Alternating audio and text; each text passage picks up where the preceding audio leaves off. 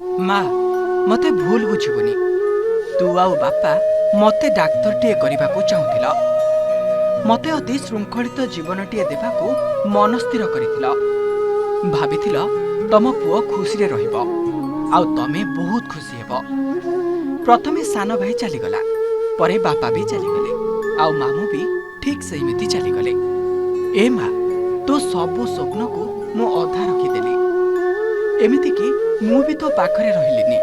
ବୋଧହୁଏ ଏ ଗୀତକୁ ଭଲ ପାଇବା ମୋର ଭୁଲ ଥିଲା।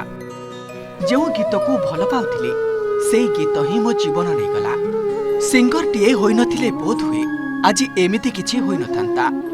ପପୁ ଷ୍ଟେଜ୍ ଚଢ଼ିବାକୁ ବାଧ୍ୟ କରିନଥାନ୍ତା କି କିଏ ମୋତେ ଧୋକା ଦେଇନଥାନ୍ତା। ଏ ମଦ ଗୁଡ଼ାକ ବି ମୋ ସାହାରା ହୋଇନଥାନ୍ତା। ମା, ତୁ ଜାଣିଛୁ ମୁଁ ଯେଉଁ ଗୀତକୁ ଭଲ ପାଉଥିଲି ସେହି ଗୀତ ହିଁ ମୋ ଶେଷ ନିଶ୍ୱାସ ଚାହିଁଥିଲା। ଗୀତରେ ବଞ୍ଚିଥିଲି, ସେଇ ଗୀତରେ ଚାଲିଗଲି। କିନ୍ତୁ ମୋ ଭଲ ପାଇବା ଠକିଦେଲା, ଧୋକା ଦେଲା। ଭାବିଥିଲି ଏ ଗୀତ ଦିନେ ଖୁବ୍ ଭଲ ପାଇବା ଦେବ। ମୁଁ ଓଡ଼ିଶାରେ ବଡ଼ ଷ୍ଟାର ହୋଇଯିବି। ମତେ ପାଇ ସବୁ ଲୋକ ଖୁବ୍ ଖୁସି ହେବେ।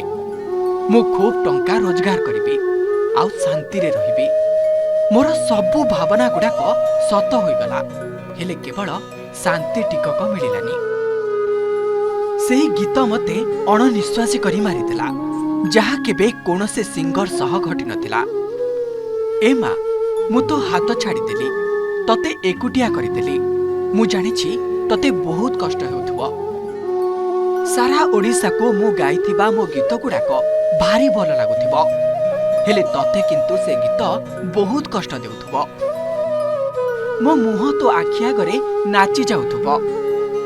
ମା, ମତେ ତୁ ଜନ୍ମ ଦେଇଛୁ, ମତେ ଭୁଲିବାକୁ ବି ତତେ ବହୁତ କଷ୍ଟ ହେବ। ମା, ତୁ ମତେ ଭୁଲିବାକୁ ଚେଷ୍ଟା କରିବୁ। ମୋ ଝିଅ ଭିତରେ ମତେ ଦେଖିବୁ। ଦେଖିବୁ ଲୋ ମା, ମତେ ତା ଭିତରେ ତୁ ନିଶ୍ଚୟ ପାଇବୁ। ମା, ତୋ ବିନା ମୁଁ ଏକା ରହିପାରିବିନି। ମୋର ଏ ଗୀତଟା ଆଜି ମୋ ପାଇଁ ସତ ହୋଇଗଲା।